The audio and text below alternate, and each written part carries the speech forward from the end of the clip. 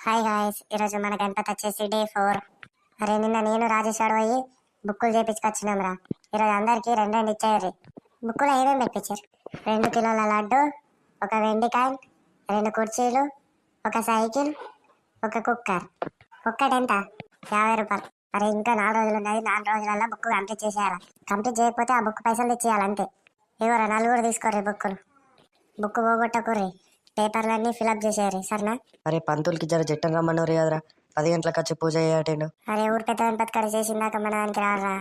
ఇక అట్లా చేసుకొని తిరిగేసి వస్తాడు. మన వాళ్ళ తక్కువ ఉన్నాయి గణపతులు. అరే మరి పంతులకి ఫుల్ లాభం రే. పెద్ద అయినాక పంతులు అవుతా. పంతులు అయినట్టే కానీ సపోర్ట్ దాకుండా. బాయ్ గాయస్, నెక్స్ట్ వీడియోలో కలుద్దాం. హాయ్ గాయస్, ఈరోజు మన గణపతి వచ్చేసి డే 4. అరే నిన్న నేను రాజేశ్వర్ పోయి బుక్కులు చేపించుకొచ్చినాం రా. ఈరోజు అందరికి రెండు రెండు ఇచ్చారు. బుక్కులో ఏమేమి పెట్టించారు? 2 కిలోల లడ్డు, ఒక వెండి కాయిన్, 2 కుర్చీలు, ఒక సైకిల్, ఒక కుక్కర్. ఒక్కటెంత? 50 రూపాయలు. అరే ఇంకా 4 రోజులు ఉన్నది, 4 రోజులలో బుక్ కంప్లీట్ చేసేయాలి.